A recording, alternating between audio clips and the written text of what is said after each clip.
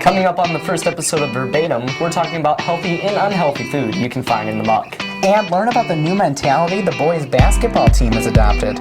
Plus, we take a look at the world of USD in 60 seconds. In this weekly web show, we take you behind the stories we cover each week in the Volante. The first episode of Verbatim starts right now.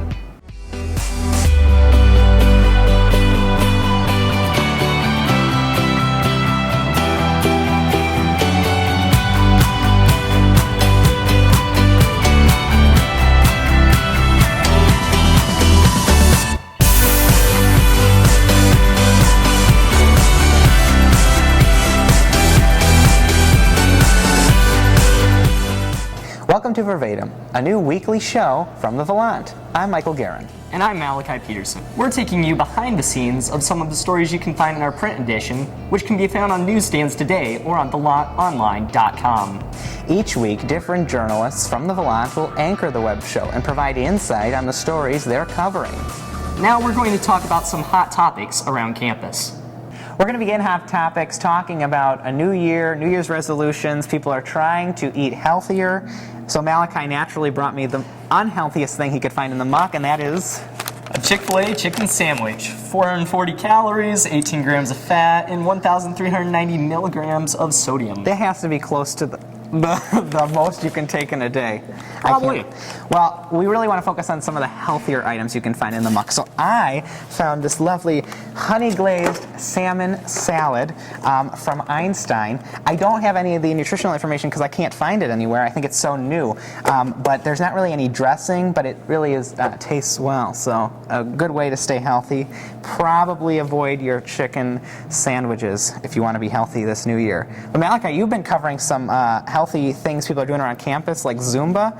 Can you talk about that? Yeah, sure. The Zumba class takes place, there's multiple classes throughout the week led by certified instructors at the Wellness Center, and there's about 40 people per class, too. So I would say that lots of people are trying to get fit for this new year. Okay. Well, moving on, we're going to switch gears now a little bit. A new commercial came out by a college or university in Canada, and it's like a beer commercial for admissions for this university. And to tell us a little bit about this college, because I can't say their name, we have our in-house French expert, Katia. Hello. Hello. How are you? Great, how are you? All right, can you first tell me, what is the name of this university? Université de Moncton. Okay, and you're watching right now a clip from this commercial, and the commercial shows some of the fun aspects of college, including people making out in the library. I don't know if that's a big thing, but what were they saying? Because it was in French. So what were they kind of saying? So they were talking about some of the things that their college offers, and they said it's a college of progress and business, and then when it goes to the clip of the people making out, it says all kinds of business. Oh!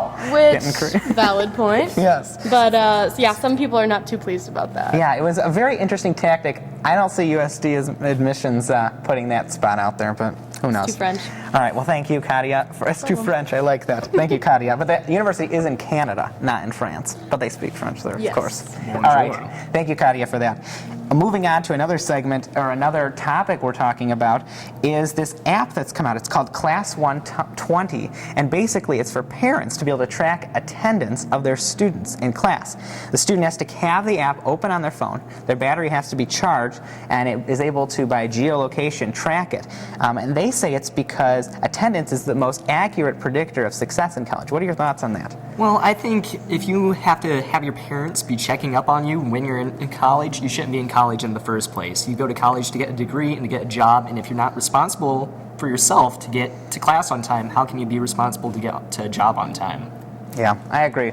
It's an interesting idea. I don't think it's going to take hold. All right, that's Hot Topics for today. A local Boy Scout recently made a bookshelf for USD's ROTC program. For more on this story, we turn to my co-host and reporter at the Volante, Malachi Petersen. The University of South Dakota Reserve Officer Training Corps welcomed a new addition to the Burr House Friday afternoon. Graham Leonard, a Boy Scout and freshman at Lincoln High School in Sioux Falls, made by ROTC a custom bookcase for his Eagle Scout project. Leonard said the project was inspired by his grandfather and took him about 17 hours to build. I got the inspiration through my grandpa and Lieutenant Colonel Nelson. They had talked and they knew that this would be something meaningful for the ROTC program, and I thought it was different and unique, so it really inspired me to try to build these. The bookcase features many books donated by Leonard and his family on military history. As thanks, the ROTC program gave Leonard a backpack, a shirt, and a battalion coin. For the Volante, I'm Malachi Petersen. Thanks, Malachi. Coming up, we've got a look at some other exciting stories, plus a look at the world of USD. Verbatim continues in just 15 seconds.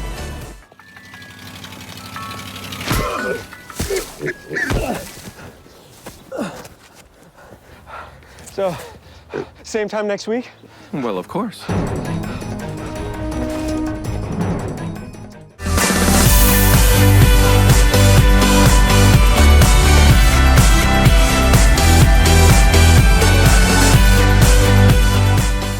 As the USD men's basketball season continues, the players have adopted an interesting mentality. Volante sports reporter Phil Miller has the story. Gator mentality is get after their asses, and that's what we hang our heads on. You know, we're going to get after them every night, regardless of how we're shooting the ball. We're just going to get after them every night. We want every team to, before they play us, know that, okay, we better come to play because this team is going to get after us on both ends of the court. Well, Gator mentality is get after their butts, and it's just a way of life. You know, it's about tips and deflections. It's about being the first to every 50-50 ball or loose ball. It's about attacking the boards offensively and defensively with aggression. And we're not very big, and we've been able to out-rebound most opponents this year. And so, you know, our guys have really bought in. Early in the year, I remember hearing one of our guys who plays a lot say, like, well, he was talking to his teammate, not everybody's going to be a Gator guy. And it's funny because now that kid is a Gator guy. And so it's just something we try to emphasize all the time, and it's a big part of our culture, of our program.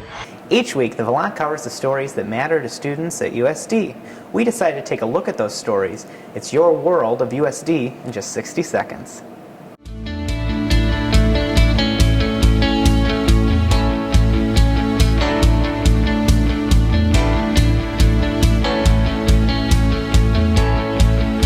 For the 7th year in a row, the Center for Academic and Global Engagement at USD sponsored the Martin Luther King Jr. Day of Service. And we have about 80 students who are going to go throughout the communities of Vermilion and Yankton and do various community service projects. Recently named by the Huffington Post as one of the 50 funniest women, Negin Farsad, creator of The Muslims Are Coming, used comedy and wit at a social justice presentation at USD. But at the end of the day, I'm a comedian, so at best you'll just accidentally learn something. Only one SGA presidential candidate remains after Nick Henschel dropped out of the race. The main sort of ideas we've been focusing around is student engagement, which you hear every election, and sort of internally, like accountability, delegation, and management. Last week, ESPN ranked the University of South Dakota's women's basketball team in the top 10 for scoring nationally. This week, they are ranked 11.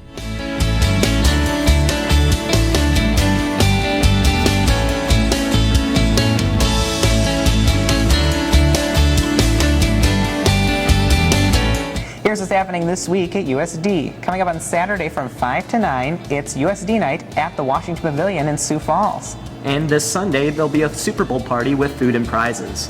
Thank you for joining us on the first episode of Verbatim. Make sure to tweet us using the hashtag USD Verbatim. We'll see you next week.